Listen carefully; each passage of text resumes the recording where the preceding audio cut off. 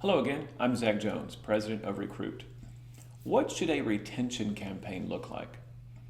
Now, I know it may seem a bit odd to be discussing retention when fall recruitment just ended. However, I think this is the most important time of the year to be thinking about and planning for a strong retention strategy. It seems the number of ways I've seen to approach retention is equal to the number of colleges I've worked with. Every community college seems to have their own unique system in place, which of course isn't a bad thing. Regardless of if your college has a retention department or a retention director and how they are integrated with your marketing department, if at all, I really think you and your marketing team should be deeply involved with anything related to retention. Now, please notice I didn't say you should control every aspect of retention, but only that you should be involved with every aspect. What I feel you should have control over, though, is anything that will be shown to or communicated to any student. You should have full control over that. Serving any kind of asset to a current student that is intended to influence their decision to remain a student is really no different than serving an asset to a prospective student. So you and your department should own this task and fight for it if you have to. Now, why am I so adamant about this? Ultimately, every community college marketer is going to be judged by their college's FTE. Improving retention is the single easiest way to improve your FTE. It is easier to convince an existing student to stay another semester than it is to convince a new student to apply and enroll. So, now that we've established what you should be in control of, let's get back to the original question. What should a retention campaign look like?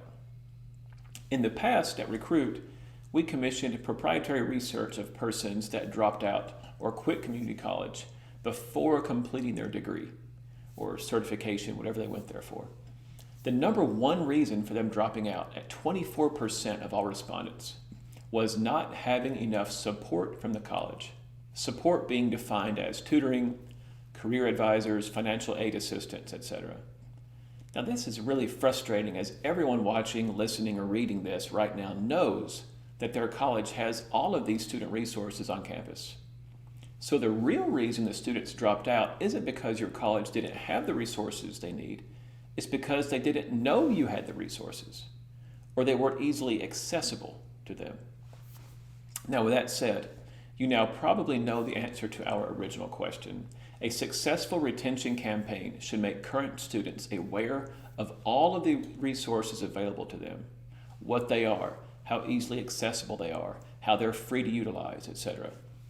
You can try email to achieve this goal, and we certainly do. I'm not saying don't, but students are very likely to ignore these emails most of the time as they get so many emails from your college already, it's very hard to get noticed. So we recommend creating ad campaigns on social media that target current students. You should create great content that showcases your student resources and promote that content to your existing students. Now, the timing of this can be tricky as creating and running these ads for entire semesters can get expensive. Now, if you can afford it, I think that's what you should do. But again, not everyone can afford that. So therefore, if your budget doesn't allow it, we recommend having bursts of these retention ads, so to speak. You should run them immediately after classes start, at the middle of the semester, and near the end of the semester.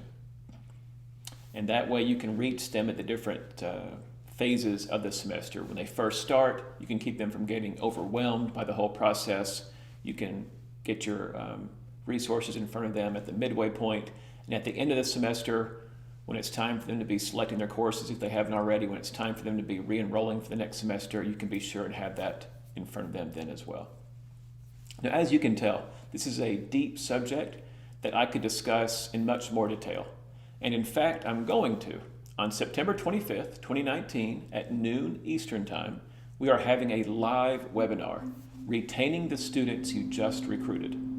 We're going to dive deep into the best strategies for college marketers to improve FTE by improving retention. Registration is completely free, and if you're unable to attend live, I'll email you a link to watch on demand after the stream. So click the link below to register now. I'm really looking forward to this, and I hope you're able to join us. Again, all we're going to talk about or how to retain the students you just recruited. It's going to be all retention, and I promise you it will be worth your time. Thanks for watching, and I hope to see you then.